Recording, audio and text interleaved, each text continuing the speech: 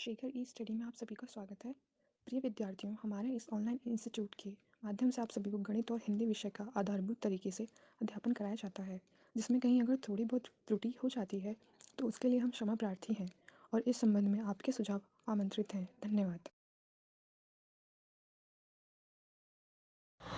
Hello दोस्तों, मैं शेखर स्वागत करता हूं आपका अपने YouTube channel Shekhar study point पर। दोस्तों, UP triple S C PT की गणित का पाठ्यक्रम आपका चल रहा था। हमने संख्या को देख लिया था, पूर्ण संख्या के बारे में हमने सभी वीडियो आपको बता दिए हैं और जितने पार्ट इसके आ चुके थे उनको अगर आपने नहीं देखा है तो अवश्य देख लीजिएगा। ये पूरा आपका कंप्लीट है, ठीक है। अब इससे बाहर आपका जाने की संभावना लगभग नगण्य है। भिन्न तथा दशमलव आपका चल रहा था, ये भी समाप्ति की ओर है। 1-2 पार्ट और बचे हैं, उसके बाद हम अगला प्रतिशतता को देखेंगे, ठीक है। धीरे धीरे आपका सिलेबस कवर होता जा रहा है। जुलाई में आपकी पूरी मैथ समाप्त हो जाएगी, ठीक है। जुलाई आते आते आपकी पूरी मैथ समाप्त हो जाएगी। तो ध्यान दीजिएगा, आपकी गणित 5 नंबर की आती है यहाँ से, और ग्राफ 10 नंबर का, तालिका 10 नंबर का, ऑल टोटल 25 नंबर का होता है। बहुत ध्यान से पढ़िएगा, ठीक है। आइए शुरुआत करते हैं भिन्न तथा दशमलव का अगला पार्ट। देखिएगा, आज का आपका पहला प्रश्न है, सतत भिन्न से रिलेटेड है, ठीक है। अभी तक मैंने प्लस के बताए थे, अब ये माइनस का रूप है, ठीक है। एक माइनस का भी देख लीजिए, धीरे से आपका पूरा कंप्लीट हो जाएगा।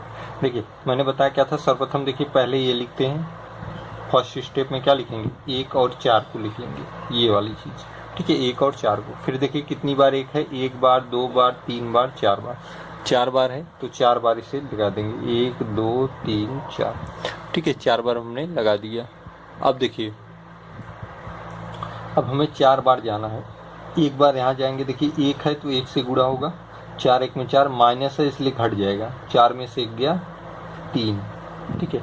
फिर देखिए, फिर यहाँ पे 1 है तो 1 से गुणा होगा, 3 1 में 3, माइनस है घट जाएगा, 3 1 में 3, 3 में से 4 गया -1। फिर देखिए 1 है तो 1 से ही गुणा होगा, -1 गुणे 1 -1 होता है।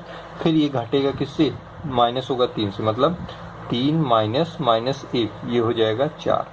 मतलब यहाँ जब ये आएगा तो ये 4 हो जाएगा, ठीक है। अब 1 और 1 बचा, यहाँ 4 गुणे 1 4 होता है, 4 गुणे 1 4, -1, ये हो जाएगा 5।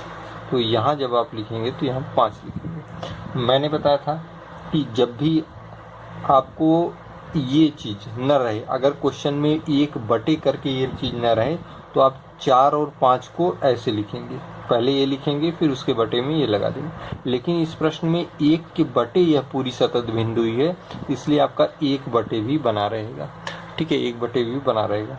तो अब देखिए क्या हो जाएगी, 5/4, ये आपकी आंसर हो जाएगा, ठीक है। जिस प्रकार से मैंने किया उसी तरीके से आप करेंगे, एकदम आपका सही जाएगा, ठीक है।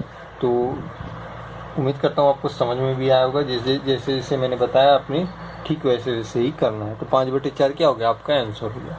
तो ये तो सतत भिन्न था, इनको लगाने का ये शॉर्ट तरीका था। हालांकि लगाया ऐसे भी जाता है, 4 1 में 4, 4 में से गया 3, ये काफ़ी टाइम टेकिंग हो जाएगा, ठीक है। तो इस तरीके से आप इस विधि का प्रयोग करेंगे तो जल्दी आपका आ जाएगा, ठीक। देखिएगा, थोड़ा सा इसमें मिस्टेक हो गया, उसे हम सुधार लेते हैं। ये जो हमने 4/5 लिखा ना, जब ये 1 का बाई का रूप हो, अगर हम इसे हाइड कर दें, सपोज करिए केवल आपका क्वेश्चन इतना है, ठीक है, केवल इतना है, तो ये कैसे लिखेंगे। अगर इसी को हमने अभी सॉल्व किया तो ये चीज़ हमने उल्टा लिख दी है, ठीक है। इससे आप लिखेंगे 5, फिर ये बटे 4 लिखेंगे। लेकिन यहाँ पे 1 भी दिया है तो यही 1 इसके ऊपर लग जाएगा, ठीक है। अब ये आपका इक्वेशन क्या हो गया, 1/5/4। अब ये 4 ऊपर चला जाएगा, 4/5 इसका आंसर होगा, ठीक है। ये गलत कर लीजिएगा, यहाँ से आपका सही है, ठीक है। यहाँ से क्या है, आपका सही है। तो 4/5 क्या होगा, आंसर होगा। क्यों होगा, देखिए, जब 1 बटे में करके दिया हो तो वो बना रहता है, ठीक है। हमने केवल सतत भिन्न में इसे सॉल्व किया है, इतने को सॉल्व करेंगे। आपका यहाँ से 5 को पहले लिखेंगे, 4 को उसके नीचे लिख देंगे, ठीक है। बटे 1 के बटे है तो 1 के बटे इसको कर देंगे, ये रिवर्स हो जाएगा, 4/5 आपका आंसर आ जाएगा, ठीक है। तो इस तरीके से प्रश्नों को सॉल्व करेंगे। आइए अगला देखते हैं। देखिएगा, अगला प्रश्न है, ये भी सतत भिन्न का रूप है, बराबर 9/26 है। तो आपसे पूछा है ABC का मान बताइए, मतलब आपको ABC का मान बताना है। देखिए, इसके लिए आपको इसे सॉल्व करना पड़ेगा, ठीक है, आसानी होगी।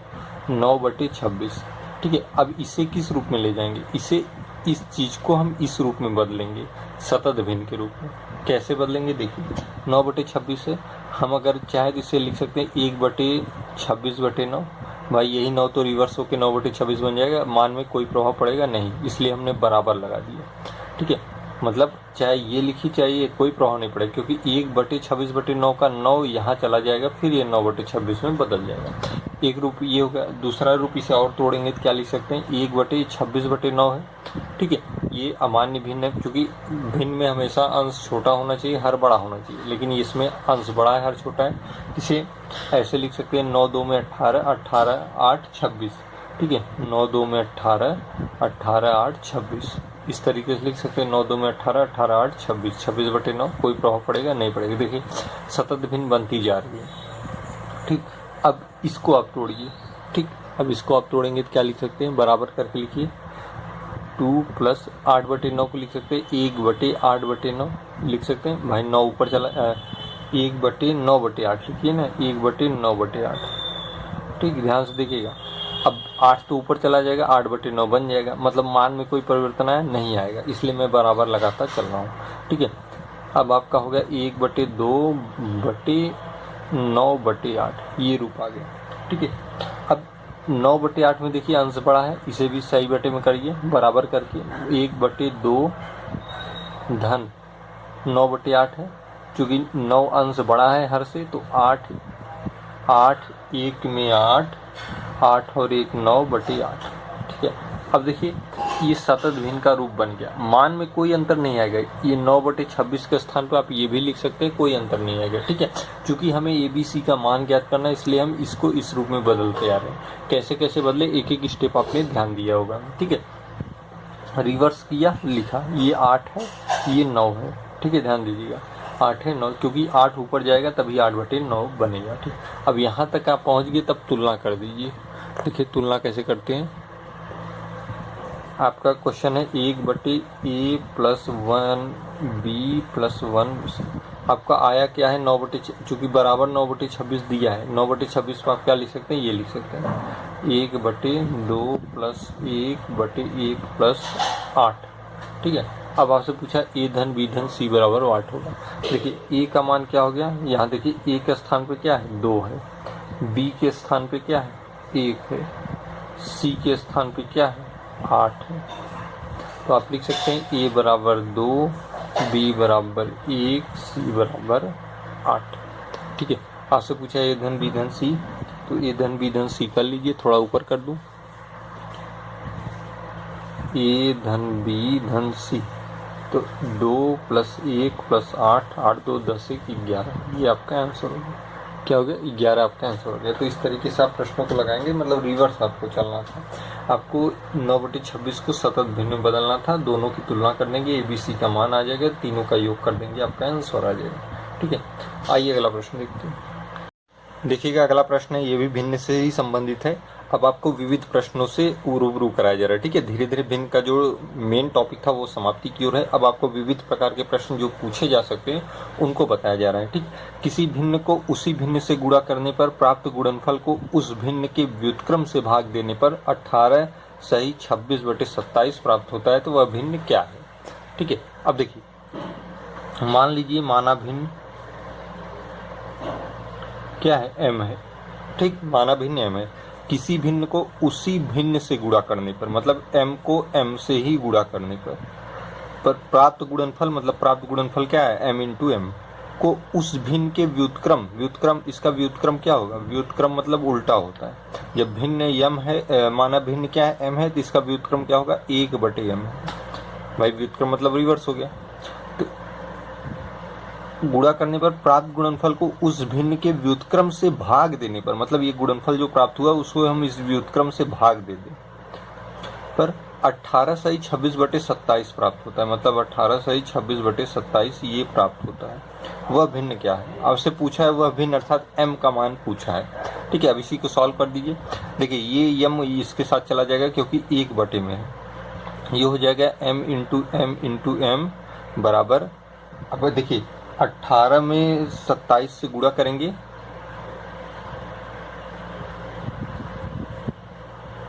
उसी में 26 जोड़ देंगे। ठीक है, 6 6 12 हो जाएगा, 8 2 10 1 11, 4 1 5, 512 हो जाएगा, और बट्टे नीचे 27 बचेगा, मतलब हमने इसको इस रूप में लिख दिया। 512/27 में। ठीक है, अब आप जानते हैं m, ये m 3 टाइम है तो m का क्यूब बराबर 512/27।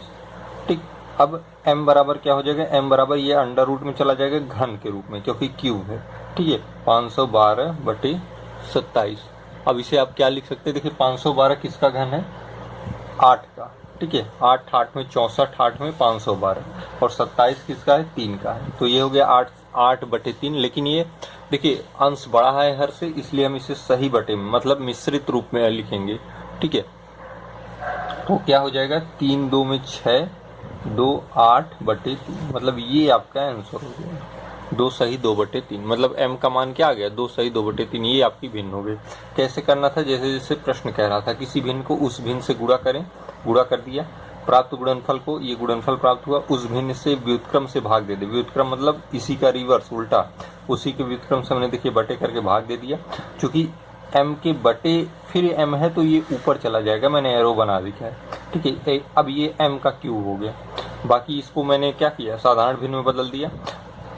देखिए चूंकि ये इस रूप में इसलिए लिखा था क्योंकि अंश बड़ा था, तो अब ये 512 8 का घन होता है और 3 का घन 27 होता है। ठीक है, तो उसी रूप में बदल दिया। अब 8/3 को भी मैंने 2 सही 2/3 में लिख दिया। ये आपका आंसर हो गया। ठीक है, अगला देखिए, यदि किसी खंभे का 2/5 भाग कीचड़ में है, शेष का 1/3वां भाग जल में है एवं 6 मीटर जल के ऊपर है, तो खंभे की लंबाई है। खंभे की लंबाई पूछा है, जैसे जैसे प्रश्न कह रहा है वैसे करिए। यदि किसी खंभे का 2/5 भाग कीचड़ में है, कौन सा भाग है, 2/5 भाग कीचड़ में। आपने मान लिया 2/5 भाग कीचड़ है। ठीक है, मान लीजिए ये पूरा आपका खंभा है। ठीक है, ये पूरा क्या है, आपका खंभा है, इसका 2/5 भाग कीचड़ में है, तो शेष भाग बचा होगा। भाई 2/5 ही भाग की बात की है ना, तो शेष भाग बचा होगा, तो शेष क्या होगा, शेष निकालने के लिए आप इसे 1 में से घटा देंगे। 5 1 में 5, 5 में से 2 गया, 3/5 शेष बचा। कह रहा है देखिए, शेष का मतलब इसका 3/5 का 1/3वां भाग, 3/5 का मतलब गुणा होता है 1/3वां भाग जल में है, मतलब 3 3 से कट गया, अर्थात कितना भाग जल में है, 1/5 भाग जल में है। 1/5 भाग जल में, मान लीजिए इतना भाग कीचड़ में था, इतना जल में है।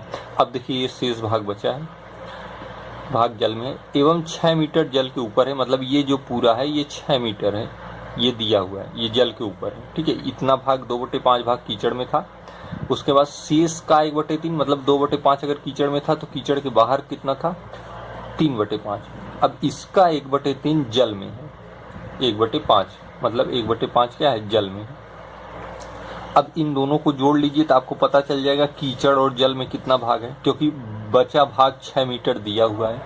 कहा है ना कि भाग जल में एवं 6 मीटर जल से ऊपर, मतलब ये अगर जल से ऊपर का भाग है तो ये 6 मीटर है। तो इसको ऐड कर लीजिए आप। ठीक है, ये तो आपको केवल समझाने के लिए मैंने लिखा था। आपका प्रश्न यहाँ से है, देखिए इसको ऐड करेंगे, 2/5 धन 1/5 ऐड करेंगे, क्या होगा, 3/5 आ जाएगा। ये इतना भाग जो है 3/5 कहाँ है, कीचड़ प्लस जल में है, कीचड़ प्लस जल में है। बाकी शेष भाग जो है वो 6 मीटर दिया है, तो शेष भाग भिन्न के रूप में कौन सा है, इसी को 1 में से घटा दीजिए। 5 1 में 5, 5 में से 3 गया क्या, 2/5। ये जो 2/5 है यही भाग है 2/5, जिसका मान क्या दिया हुआ है, 6 दिया है। तो हम कह सकते हैं यदि 2/5 बराबर 6 दिया है तो पूरा पूछा है ना कि तो खंभे की लंबाई क्या है, तो 2/5 बराबर 6 है, तो 1 बराबर क्या होगा भाई, 5 का गुणा इसमें हो जाएगा, 6 गुणे 5, 2 से भाग चला जाएगा, 2 3 में 6, 5 3 में 15।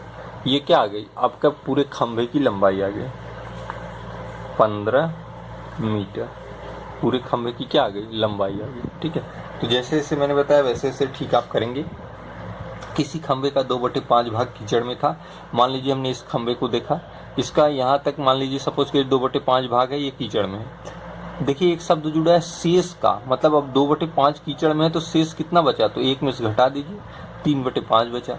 इसका मतलब शेष का मतलब गुणा होता है 1/3 भाग, अब गुणा करेंगे तो 1/5 आएगा। ये जो भाग आएगा यह जल में है भाई, जब ये कीचड़ में ये जल में है तो दोनों को ऐड कर देंगे, अर्थात पूरा आर टोटल 3/5 भाग क्या है, कीचड़ और जल में है। और देखिए एवं 6 मीटर जल के ऊपर है, मतलब इसके बाद जो है भाग है उसका मान 6 मीटर है, तो वह भाग कौन सा है भाई, 3/5 को घटा देंगे 2/5 आ जाएगा। यही भाग जो है यह जल से ऊपर है, जिसका मान क्या है, 6 मीटर है, तो 2/5 बराबर 6, तो 1 बराबर 15। 1 का मान जो आ गया वही खंभा है 15 मीटर। ठीक है, आइए अगला प्रश्न देखते हैं। अगला प्रश्न देखिए, किसी भिन्न के अंश और हर 2:3 के अनुपात में है। ठीक है, अंश और हर किसमें 2:3 के अनुपात में है।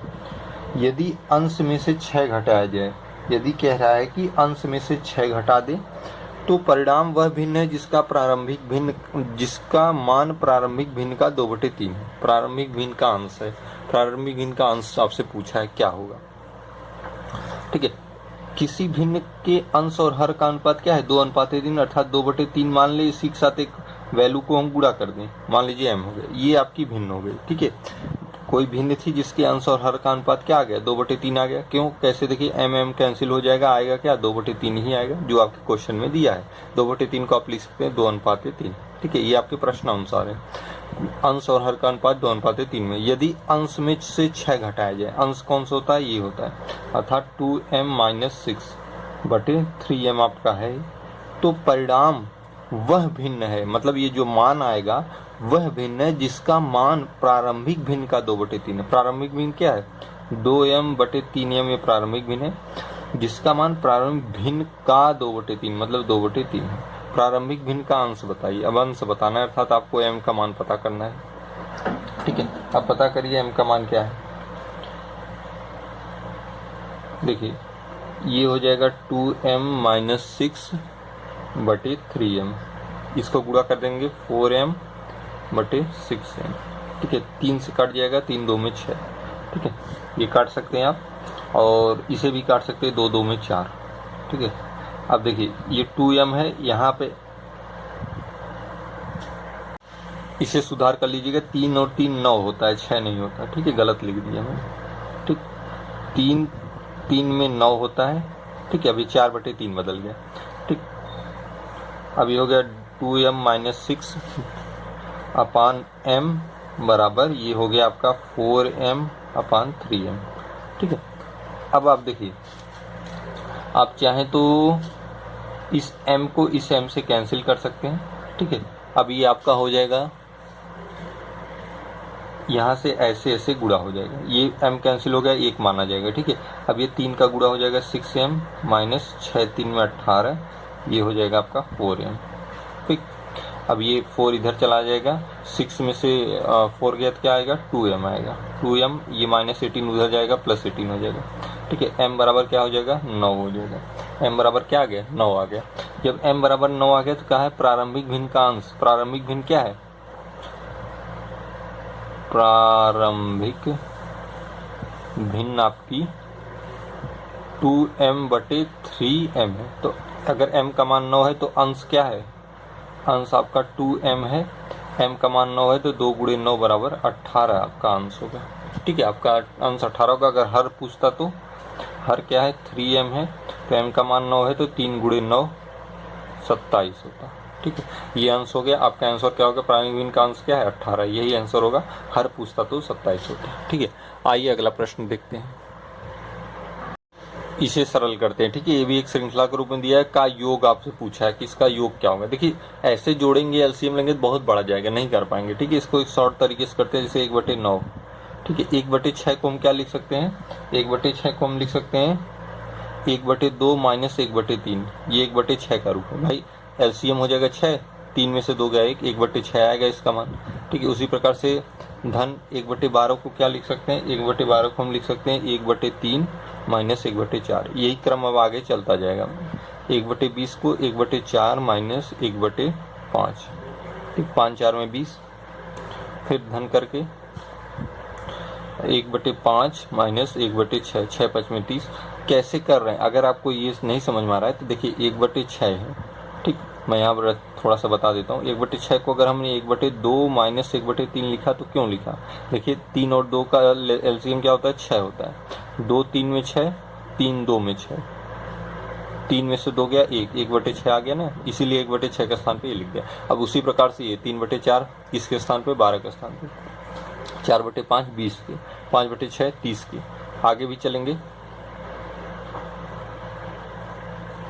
42 है तो 1/6 - 1/7, 7 6 में 42। ठीक है, प्लस 56 है, 7 8 में 56, 1/7 - 1/8। ठीक है, प्लस 72 है, 8 9 72, 1/8 माइनस 1/9। ठीक है, ये आपकी श्रृंखला पूरी बन गई। अब देखिए 1/2 माइनस 1/3, जब ये ब्रैकेट हटेगा तो प्लस 1/3 होगा, ये इससे कट जाएगा। माइनस 1/4 प्लस 1/4 से कट जाएगा। माइनस 1/5 प्लस 1/5 से कट जाएगा। माइनस 1/6 प्लस 1/6 से कट जाएगा। माइनस 1/7 प्लस 1/7 से, माइनस 1/8 प्लस 1/8 से। 1/9 यहाँ धनात्मक के रूप में है, 1/9 ऋणात्मक के रूप में, ये भी कट जाएगा। बचा क्या आपका, यही बचा 1/2। तो आप कह सकते हैं इसका मान क्या होगा, 1/2 आंसर हो जाएगा। ठीक है, बस ओपन करना था और आपका आसानी से आंसर आ गया 1/2। ठीक है, तो उम्मीद करता हूँ समझ में आएगा। अगर जहाँ आपको प्रॉब्लम होती है आप कमेंट बॉक्स में बताइएगा, या टेलीग्राम पे मैसेज भी कर सकते हैं। ठीक है, या मेरा व्हाट्सएप नंबर चलता है, उस पर भी आप पूछ सकते हैं। ठीक, जैसे जैसे मैंने किया 6 को कैसे ओपन किया, 12 को 4 3 में 12, एलसीएम लेंगे 12 आएगा, 3 4 में 12, 4 3 में 12, घटा देंगे यही मान आ जाएगा। जैसे मैंने यहाँ पे समझाया उसी अनुसार सबको मैंने बदला हुआ है। देखिए सब कट गए प्लस माइनस के कारण, केवल बचा 1/2, वही आपका आंसर होगा। आइए अगला प्रश्न देखिएगा। एक प्रश्न ये, यदि किसी धनात्मक भिन्न के व्युत्क्रम तथा स्वयं भिन्न का अंतर 9/20 हो तो वह भिन्न होगा। ठीक है, ये प्रश्न आप लगा के हमें कमेंट बॉक्स में इसका आंसर बताएंगे। ठीक है, मैं एक प्रश्न और है, इसे भी बता देता हूँ। यदि किसी भिन्न का अंश 20% बढ़ा दिया जाए, 20% बढ़ा दिया जाए, मतलब अपने आप में कोई चीज़ होती है 100%। ठीक है, इतना आप जानते हैं, अपने आप में कोई चीज़ क्या होती है 100% होती है। जैसे एक पेन है तो ये अपने आप में 100% पूर्ण है। ठीक है, यदि किसी भिन्न का अंश 20% बढ़ा दिया जाए, 20% बढ़ाने का मतलब 100 से 20 बढ़ जाएगा, 120 हो जाएगा। तथा हर 20% घटा दिया जाए, मतलब 100 माइनस 20, अर्थात मैं लिख देता हूँ ताकि आप स्पष्ट समझ में आए, 100 प्लस 20, 100 माइनस 20। ठीक है, 20% बढ़ा दिया, 20% घटा दिया, ये हो गया 120/80, कट गया। 4 2 में 8, 4 3 में 12, मतलब 3/2 आया। जो तो भिन्न का मान 4/5 है, तो मूल भिन्न के अंश तथा हर का योगफल बताइए। ठीक है, अब भिन्न का मान जो आ रहा है वो 4/5 आ रहा है। ठीक है, तो आपसे पूछा है कि मूल भिन्न के अंश तथा हर का योगफल बताइए। अब देखिए इसका गुणा कर दीजिए, आपका हो जाएगा 4 2 में 8, 5 3 में 15, ये आपकी भिन्न आ गई। अंश और हर का योगफल बताना है, 8 प्लस 15 क्या होता है, 15 5 20 3 23, ये आपका आंसर हो गया। क्या हो गया, 23 आंसर हो गया। ठीक है, यदि किसी भिन्न का अंश 20% बढ़ा दिया जाए, 100 अपने आप में कोई चीज़ होती है, 20% बढ़ा दिया 120, हर 20% घटा दिया जाए, कोई चीज़ अपने आप में 100 होती है, 20% घटा दिया 80। ठीक है, 120 और 80 काट दिया, 3/2 आया, जिसका मान 4/5 बता रहा है। तिरछे गुणा हो जाएगा, 4 2 में 8, 5 3 में 15। ठीक है, 8/15 आपकी भिन्न हो गई। योग पूछा अंश और हर का योगफल 15 8 23, ये आपका आंसर होगा। ये प्रश्न आप लगा के कमेंट बॉक्स में बताएंगे। ठीक है, तो आज का ये पार्ट समाप्त होता है, यहीं पे भिन्न तथा दशमलव भी समाप्त होता है। अब अगले पार्ट से हम नए टॉपिकों की चर्चा करेंगे, परसेंटेज, प्रतिशतता।